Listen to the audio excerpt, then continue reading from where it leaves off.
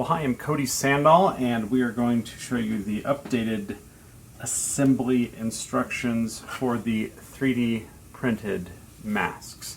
Again, we have the original, and then the one with the extra holes is the ventilated mask. So we're going to be assembling the original, but I'll give you a couple of pointers about the ventilated along the way.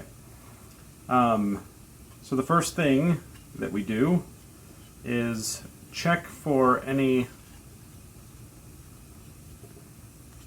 little strings of the 3D printing that need to be, it's hard to tell, it's very thin, but you might be able to see it there. So that's why I have these files. Well, first off, we'll go over our supplies. I have a couple of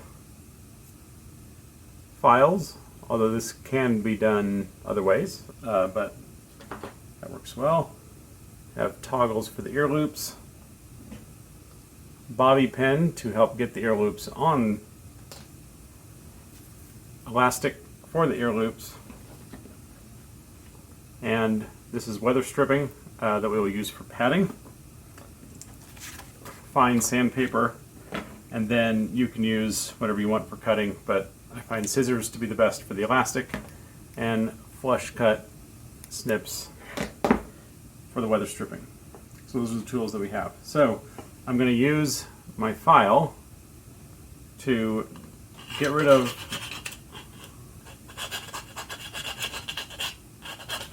the pieces that are kind of overhanging the holes. Doesn't have to be perfect, but you don't want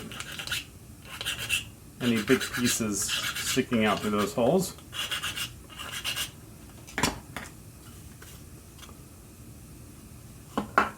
I'll show you something on this one. So with the ventilated, you got to check the little holes. You might need to use a kind of circular file. So that can take longer if there's a lot of kind of strings on the inside. And another thing you want to do on all the masks is run your fingers on the eyelets. And if you catch any snags, this one actually has it. You can see there's a little bit, again, it's probably hard to tell on the camera here, but there's a little bit of plastic that's sticking out. Now you can clip those off with your snips. You can file them, you can sand them, whatever works, but make sure that nothing pokes you along those holes, along those little eyelets. You can also, if you feel anything that's really sharp along the edges, it's like this one has a little bump right here that's pretty sharp.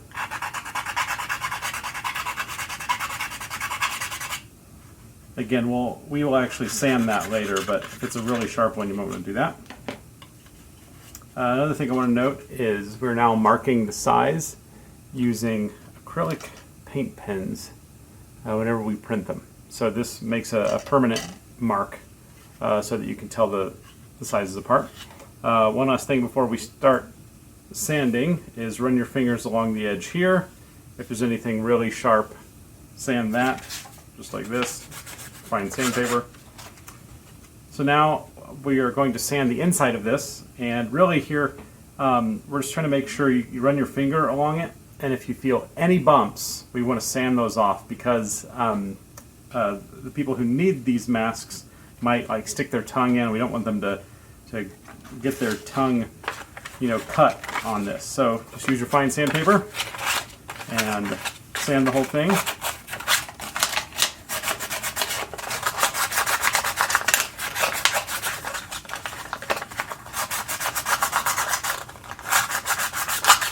Make sure you get the top edge here, because that can be kind of sharp.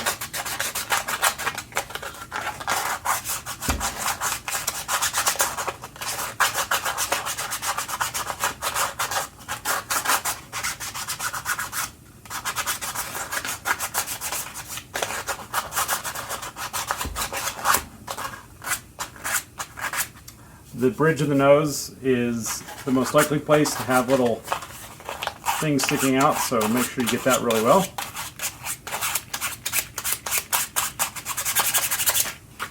Then just run your finger on it. So I've still got a little bit in that groove.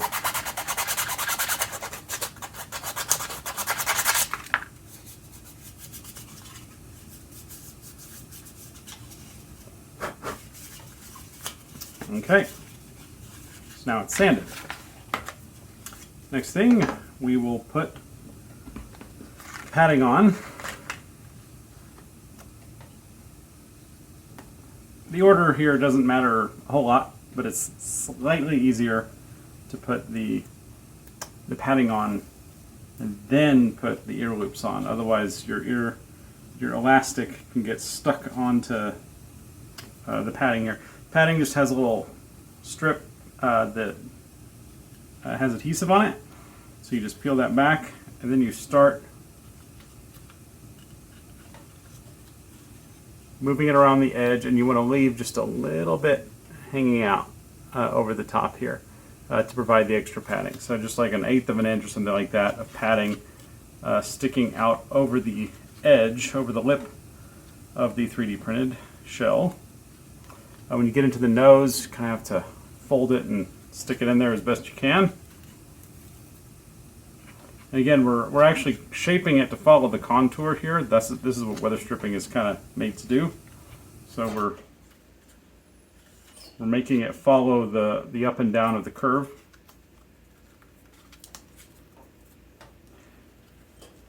And these don't need to match up perfectly, but you want to get it pretty close. So now that I have my my beginning and end, I get my flush cuts. Again, normal scissors will work fine too.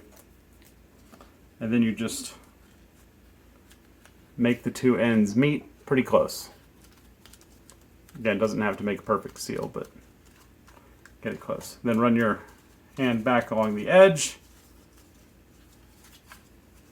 And remember to leave a little bit hanging out over the lip.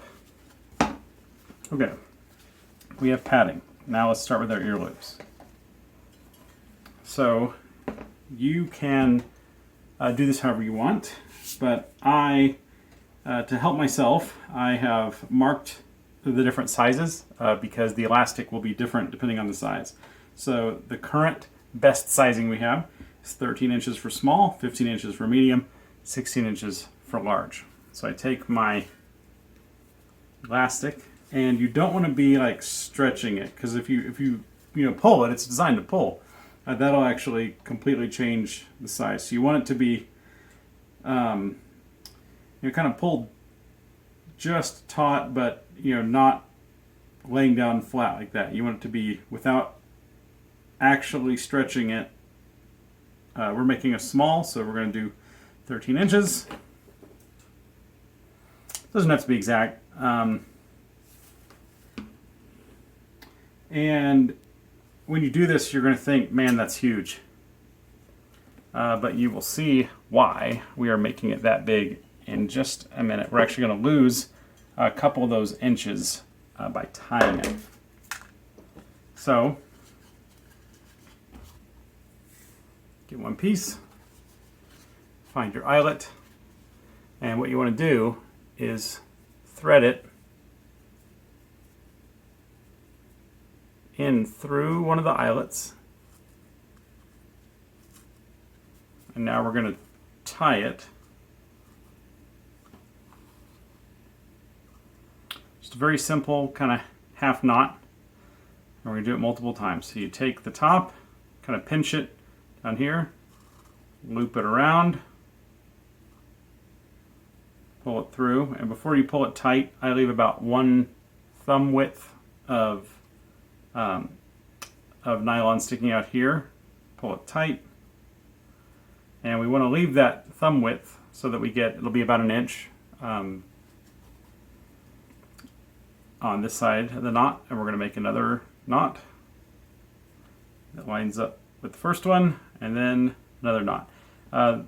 Where we start with our tying is 3 knots for the small, 4 knots for the medium, and 5 knots for the large, because the size of the eyelet changes as you print them.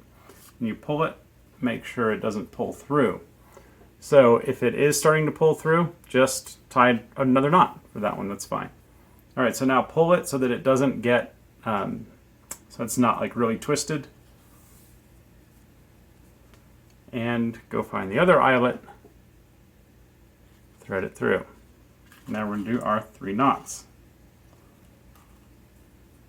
Moving one thumb width, 1, 2,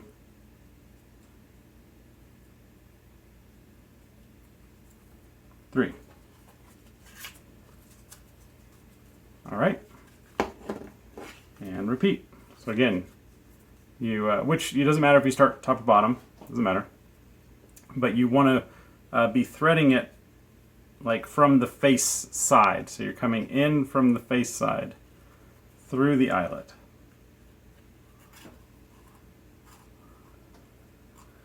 Do 1 knot, leave thumb width, pull it tight. 1,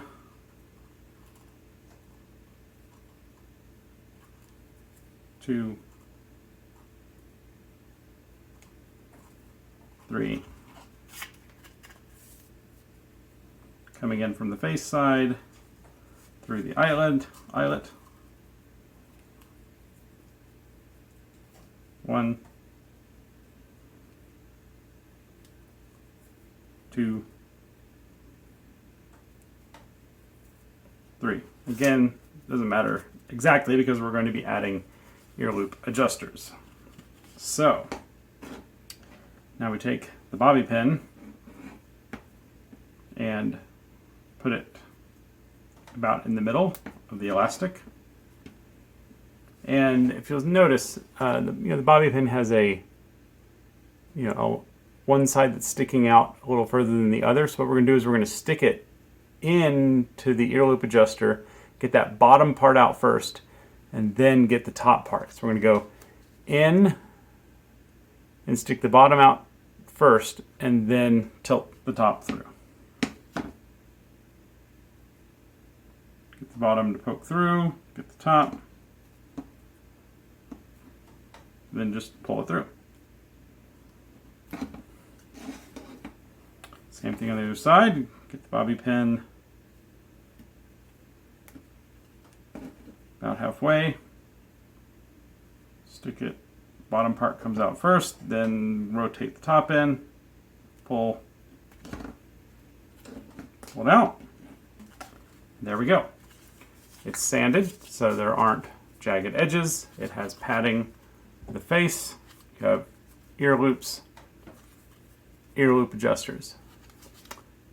And that is the basic assembly. For the ventilated mask, the process is exactly the same. It's just you got to check those holes to see if there's a lot of kind of 3D printer leftovers inside there. But other than that, the assembly is exactly the same.